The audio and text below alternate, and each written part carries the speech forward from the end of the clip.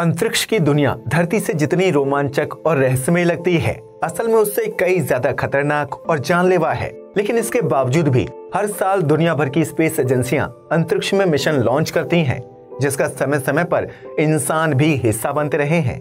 हालांकि अंतरिक्ष में जाने वाले इन एस्ट्रोनॉट्स की जिंदगी हर सेकंड खतरे में रहती है, क्योंकि अगर धरती से इतनी दूरी पर कोई दुर्घटना हो जाए तो उनके जिंदा बचने के चांस ना के बराबर होते हैं।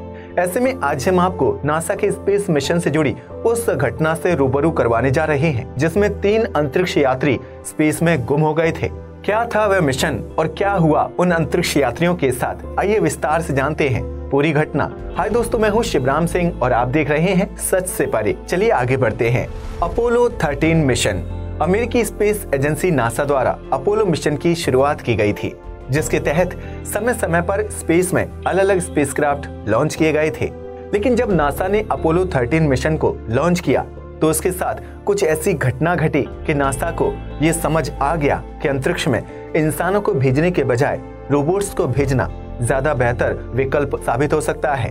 दरअसल 11 अप्रैल 1970 को अमेरिका के केनेडी स्पेस सेंटर से अपोलो 13 मिशन को लॉन्च किया गया था, जिसे चंद्रमा पर मौजूद किसी बड़े क्रेटर यानी गड्ढे पर लैंड करना था, जिसे फ्रा माउरो के नाम से जाना जाता है, जो उल्कापिंड की टक्कर की वजह से निर्मित हुआ था। इस मिशन में कुल 3 एस्ट्रोनॉट्स स्पेस में गए, जिसमें जिम लवल, फ्रेड हेज और जैक स्वाइगर्ट का नाम शामिल है। अपोलो 13 मिशन को जिम लवल कमांड कर रहे थे, जबकि इस मिशन से पहले ही चंद्रमा पर इंसान अपनी सफलता को दर्ज करवा चुके थे। ऐसे में अपोलो 13 की लॉन्चिंग के बाद ज्यादातर लोगों ने इस मिशन के लाइव टेलीकास्ट पर ध्यान नहीं दिया। हालांकि नासा के वैज्ञानिक पल पल अपोलो 13 पर अपनी नजर बनाए हुए थे।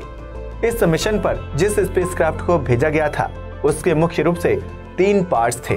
स्पेसक्राफ्ट में कोन के आकार का एक कमांड मॉड्यूल था, जिसमें मिशन पर गए तीनों अंतरिक्ष यात्री अपना ज्यादातर समय व्यतीत करते थे। वहीं स्पेसक्राफ्ट का दूसरा हिस्सा लूनर मॉड्यूल था, जिसका मुख्य काम चंद्रमा की सतह पर सफल लैंडिंग करना और फिर अंतरिक्ष यात्रियों को दोबारा धरती पर वापस लाना था। वहीं स्पेसक्राफ्ट का तीसरा हिस्सा सर्विस मॉड्यूल था, जिसमें ऑक्सीजन टैंक समेत स्पेसक्राफ्ट का इंजन और उसे ऊर्जा देने वाले दूसरे यंत्र मौजूद थे।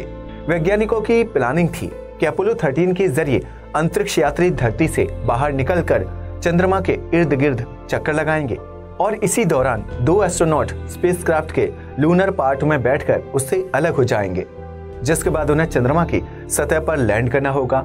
इसके बाद उन्हें चंद्रमा की सतह पर मौजूद क्रेटर से मिट्टी के सैंपल इकट्ठा करके वापस लूनर में बैठना होगा, जिसके बाद वह हिस्सा दोबारा से चंद्रमा के ऑर्बिट में मौजूद अपोलो 13 के स्पेसक्राफ्ट से जुड़ जाएगा और सभी अंतरिक्ष यात्री सुरक्षित धरती पर वापसी कर लेंगे। लेकिन अपोलो 13 मिशन के साथ ऐसी घटना घटी जिसके बारे में नासा के वैज्ञानिकों और इस मिशन पर गए अंतरिक्ष यात्रियों ने कभी सपने में भी नहीं सोचा था। अपोलो 13 को धरती से रवाना हुए 55 घंटों का समय बीत चुका था और तब तक सब कुछ बिल्कुल सही चल रहा था। उस समय स्पेसक्राफ्ट धरती से 3,22,000 किलोमीटर की दूरी पर था। इसी दौरान एक एस्ट्रोनॉट ने रूटीन चेकअप के दौरान ऑक्सीजन टैंक का एक बटन प्रेस कर दिया, जिसकी वजह से स्पेसक्राफ्ट में एक जोरदार झटका लगा। इससे पहले कि स्पेसक्राफ्ट के अंदर मौजूद अंतरिक्ष यात्री कुछ समझ पाते, मास्टर अलार्म बजने लगा। यह इस बात का संकेत था कि स्पेसक्राफ्ट में कोई तकनीकी खराबी आ गई है। और जब एस्ट्रोनॉट्स ने इसकी पुष्टि करने की कोशिश की तो उन्हें पता चला कि 2 इलेक्ट्रिक वायर्स के आपस में कनेक्ट करने की वजह से एक ऑक्सीजन टैंक में ब्लास्ट हो गया है। धरती से इतनी ज्यादा दूरी पर ऑक्सीजन टैंक के जरिए ही जिंदा रहा जा सकता था, लेकिन अपोलो 13 के स्पेसक्राफ्ट में एक टैंक ब्लास्ट हो चुका था, जबकि दूसरा ऑक्सीजन टैंक भी तेजी से खाली हो रहा था। इस मिशन को कमांड कर रहे एस्ट्रोनॉट जिम ने तुरंत इस बात की जानकारी धरती पर मौजूद नासा के वैज्ञानिकों को दी, जिसकी वजह से नासा के मिशन ऑपरेटिंग रूम में हड़कंप मच गया। लेकिन अपोलो 13 मिशन पर गए अंतरिक्ष यात्रियों की मुश्किलें यहीं पर खत्म नहीं हुई, बल्कि इस शॉर्ट सर्किट की वजह से स्पेसक्राफ्ट में मौजूद 2 अन्य इलेक्ट्रिक आइटम्स ने भी काम करना बंद कर दिया था। इसी बीच जिम ने स्पेसक्राफ्ट से बाहर झांक कर देखा तो उन्हें सर्विस मॉड्यूल से कोई गैस भारी मात्रा में बाहर निकलते हुए दिखाई दे रही थी। जिम समझ गए थे कि दूसरे ऑक्सीजन टैंक से ऑक्सीजन तेजी से लीक हो रही है, जिसकी वजह से कुछ समय बाद उन्हें स्पेसक्राफ्ट के अंदर सांस लेने में दिक्कत होने लगेगी। इस बीच स्पेसक्राफ्ट की लाइट्स बंद हो गई, जबकि एस्ट्रोनॉट्स के पास पीने के लिए पानी भी नहीं था। इतना ही नहीं, वह जिस ऑक्सीजन में सांस ले रहे थे वो भी तेजी के साथ खत्म होती जा रही थी। अपोलो 13 मिशन पर गए तीनों अंतरिक्ष यात्री समझ चुके थे कि उनकी जिंदगी खतरे में पड़ चुकी है, लेकिन उन्होंने इस हालत में भी पैनिक होने के बजाय समझदारी से काम करने का फैसला किया। ऑक्सीजन टैंक में हुए ब्लास्ट की वजह से अपोलो 13 मिशन अपने रास्ते से भटक गया था, जिसकी वजह से वह दूसरी दिशा में आगे बढ़ने लगा। ऐसे में अंतरिक्ष यात्रियों के लिए सबसे बड़ी चुनौती थी कि वह स्पेसक्राफ्ट को दोबारा से उसके सही रास्ते में ले आए, वरना पल भर की देरी उन्हें अंतरिक्ष के भयानक अंधकार में हमेशा हमेशा के लिए गुम कर सकती थी। इस बीच पूरी दुनिया में अपोलो 13 मिशन के साथ हुई दुर्घटना की खबर आग की तरह फैल गई, जबकि तमाम न्यूज चैनल्स इस मिशन की पल पल की खबरें दर्शकों तक पहुंचाने की कोशिश में लग गए। इधर नासा के वैज्ञानिक इस बात से परेशान थे कि वे अपने अंतरिक्ष यात्रियों को जीवित वापस धरती पर कैसे लाएं, जिसके लिए वह तरह तरह की प्लानिंग पर काम कर रहे थे। इस तरह ब्लास्ट को लगभग 1.5 घंटे का वक्त गुजर चुका था, जबकि ऑक्सीजन टैंक में सिर्फ 15 मिनट तक सांस लेने लायक ऑक्सीजन ही बची थी। ऐसे में नासा के वैज्ञानिकों ने फैसला किया कि तीनों अंतरिक्ष यात्रियों को कमांड मॉड्यूल से बाहर निकालकर लूनर मॉड्यूल में शिफ्ट कर दिया जाए, जहां पहले से ही एक अलग ऑक्सीजन टैंक मौजूद था। लेकिन दिक्कत की बात ये थी कि लूनर मॉड्यूल में सिर्फ 2 अंतरिक्ष यात्रियों के जीवित बचने जितनी ही ऑक्सीजन सप्लाई का इंतजाम किया गया था। हालांकि कोई दूसरा रास्ता न होने की स्थिति में तीनों अंतरिक्ष यात्रियों को लूनर मॉड्यूल में शिफ्ट होने का आदेश दे दिया गया। इस तरह अंतरिक्ष यात्री लूनर मॉड्यूल में शिफ्ट हो गए, जहां वह तीनों ऑक्सीजन सप्लाई के जरिए अगले 2 दिनों तक जीवित रह सकते थे। लेकिन नासा के वैज्ञानिकों के लिए सबसे बड़ी चुनौती ये थी कि तीनों अंतरिक्ष यात्रियों को धरती पर वापस कैसे लाया जाए, क्योंकि उनके पास बहुत ही सीमित संसाधन ही मौजूद थे। ऐसे में नासा के वैज्ञानिकों के पास 2 विकल्प मौजूद थे, जिसमें से पहला विकल्प ये था कि पूरे स्पेसक्राफ्ट को इंजन की मदद से धरती पर वापस लाया जाए, लेकिन स्पेसक्राफ्ट के पास इतना फ्यूल नहीं था कि वे डैमेज हो चुके पूरे स्पेसक्राफ्ट को धरती पर ला सके। लिहाजा वैज्ञानिकों को इस विकल्प को छोड़ना पड़ा।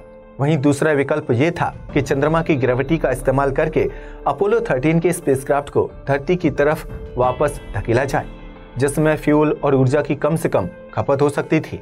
ऐसे में नासा के वैज्ञानिकों ने दूसरे विकल्प को चुना, लेकिन इसमें एक समस्या ये थी कि चंद्रमा की ग्रेविटी का इस्तेमाल करके स्पेसक्राफ्ट को धरती तक धकेलने के लिए लूनर मॉड्यूल को यूज करना था। लेकिन इंजीनियर्स ने लूनर मॉड्यूल को ऐसे डिजाइन किया था कि वह सिर्फ चंद्रमा की सतह से ही टेक ऑफ करते हुए इसकी ग्रेविटी का इस्तेमाल कर सकता था, जबकि लूनर मॉड्यूल के रॉकेट्स को चलाने के लिए सटीक आंकड़ों को समझ पाना भी इतना आसान नहीं था। लेकिन अपोलो 13 मिशन पर गए अंतरिक्ष यात्रियों और नासा के वैज्ञानिकों के पास इस रिस्क को लेने के अलावा कोई दूसरा विकल्प मौजूद नहीं था। लिहाजा उन्होंने अपने इसी विकल्प पर आगे बढ़ने का फैसला किया। वैज्ञानिकों ने अपोलो 13 मिशन पर गए अंतरिक्ष यात्रियों को लूनर मॉड्यूल को संचालित करने से जुड़ी सारी जानकारी मुहैया करवाई, जिन्हें लूनर मॉड्यूल में बैठे अंतरिक्ष यात्रियों ने फॉलो करना शुरू कर दिया था। इसके बाद अपोलो 13 के स्पेसक्राफ्ट ने चंद्रमा का एक चक्कर लगाया और फिर एक खास पॉइंट पर पहुंचने के बाद उन्होंने लूनर मॉड्यूल के रॉकेट को 35 सेकंड के लिए बंद कर दिया। इन 35 सेकंड के अंदर कुछ भी हो सकता था। ऐसे में हर सेकंड के साथ नासा के वैज्ञानिकों और स्पेसक्राफ्ट में मौजूद अंतरिक्ष यात्रियों की सांस अटक गई थी, लेकिन किस्मत ने उन सभी का साथ दिया और ठीक 35 सेकंड बाद चंद्रमा की ग्रेविटी की वजह से स्पेसक्राफ्ट की डायरेक्शन दोबारा से धरती की तरफ हो गई। अपोलो 13 के स्पेसक्राफ्ट को धरती तक लाने के लिए रास्ता तो मिल गया था, लेकिन इसी बीच वैज्ञानिकों के लिए एक नई समस्या पैदा हो गई। स्पेसक्राफ्ट 2 दिन तक अंतरिक्ष में सफर करते हुए पृथ्वी के काफी नजदीक पहुंच चुका था, लेकिन अब समस्या ये थी कि स्पेसक्राफ्ट को पृथ्वी पर लैंड कैसे करवाया जाए। दरअसल स्पेसक्राफ्ट के कमांड मॉड्यूल को इस तरह से डिजाइन किया गया था कि जब स्पेसक्राफ्ट धरती के एटमॉस्फेयर के अंदर प्रवेश करे तो उसकी हीट को कमांड मॉड्यूल आसानी से सहन कर सके। ऐसे में जो अंतरिक्ष यात्री अब तक स्पेसक्राफ्ट में लूनर मॉड्यूल के अंदर सफर कर रहे थे, उन्हें एक बार फिर कमांड मॉड्यूल में शिफ्ट होना था, जहां ऑक्सीजन की मात्रा ना के बराबर थी। लेकिन यहाँ अंतरिक्ष यात्रियों के साथ एक विकल्प ये था कि वे अपना स्पेस सूट पहनकर कमांड मॉड्यूल में प्रवेश कर सकते थे। लिहाजा उन्होंने ऐसा ही किया, लेकिन पिछले 2 दिनों से कमांड मॉड्यूल के सभी इलेक्ट्रिक यंत्र बंद पड़े हुए थे। जिसकी वजह से वहां का तापमान बहुत ही ठंडा और जमा देने वाला हो चुका था। हालांकि इसके बावजूद भी तीनों अंतरिक्ष यात्री कमांड मॉड्यूल में शिफ्ट हो गए और उन्होंने खुद को लूनर और सर्विस मॉड्यूल से पूरी तरह से अलग कर लिया, जबकि अब उनके पास कमांड मॉड्यूल को कंट्रोल करने का कोई तरीका भी मौजूद नहीं था।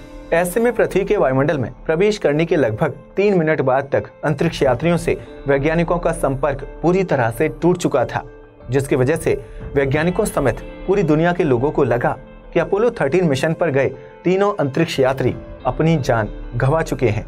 लेकिन 3 मिनट बाद वैज्ञानिकों को एक रेडियो सिग्नल मिला, जो उन्हीं अंतरिक्ष यात्रियों का था जिन्होंने कुछ देर पहले धरती पर सफलतापूर्वक लैंडिंग की थी। दरअसल उन तीनों ही अंतरिक्ष यात्रियों ने पृथ्वी के वायुमंडल में प्रवेश करने के कुछ देर बाद अपने पैराशूट खोल लिए थे, जिसकी वजह से वह धरती पर लैंडिंग करने में सफल रहे थे। वहीं इस मिशन के 5 दिन बाद यानी 17 अप्रैल को कमांड मॉड्यूल प्रशांत महासागर में गिरा था, जिसे नासा के इंजीनियर्स की टीम द्वारा कलेक्ट कर लिया गया था। भले ही अपोलो 13 चंद्रमा तक पहुंचने में असफल रहा हो, लेकिन नासा समेत दुनिया भर की स्पेस एजेंसियां इस मिशन को सफल मानती हैं। दरअसल अपोलो 13 के स्पेसक्राफ्ट में इतनी बड़ी दुर्घटना होने के बाद उसमें सवार तीनों अंतरिक्ष यात्रियों की जान बचाना किसी चुनौती से कम नहीं था। लेकिन इसके बावजूद भी नासा के वैज्ञानिक, इंजीनियर्स और उनकी टीम ने हार नहीं मानी। वहीं इस मिशन पर गए तीनों अंतरिक्ष यात्रियों ने भी अपनी सूझबूझ और समझदारी का परिचय देते हुए मुश्किल समय में धैर्य से काम लिया, जिसकी वजह से धरती पर मौजूद उनके साथियों को उन्हें सफलतापूर्वक वापस लाने के लिए प्लानिंग करने में काफी मदद मिली थी। इस मिशन में भले ही नासा के अंतरिक्ष यात्री चंद्रमा तक नहीं पहुंच पाए हों, लेकिन उन्होंने अपनी जान की बाजी लगाकर धरती पर सफल वापसी की थी।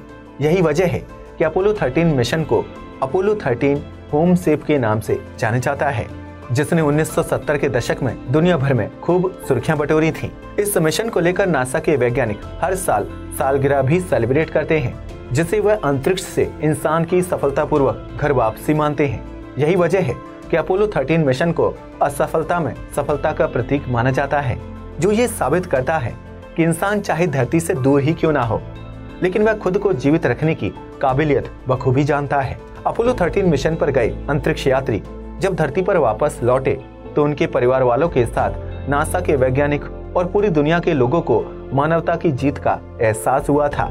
इस घटना को अंतरिक्ष मिशन के इतिहास में सबसे यादगार और चुनौतियों से भरा मिशन भी माना जाता है। अपोलो 13 मिशन के बाद ही वैज्ञानिकों ने अंतरिक्ष में इंसानों के अलावा रोबोट्स को भेजने पर काम करना शुरू कर दिया था, क्योंकि वो समझ चुके थे कि अंतरिक्ष में किसी भी पल कुछ भी हो सकता है, जिसकी वजह से हर बार इंसान की जान को खतरे में डालना ठीक नहीं होगा। यही वजह है कि अपोलो 13 मिशन के बाद स्पेस एजेंसियों ने रोबोट्स तकनीकी पर काम किया और आज इनका सफलतापूर्वक इस्तेमाल भी किया जा रहा है, जिसकी वजह से हमें अंतरिक्ष से जुड़े कई अहम राज पता चल रहे हैं। आज के लिए बस इतना ही। वीडियो पसंद आया हो तो इसे लाइक और शेयर करें। जय हिंद दोस्तों।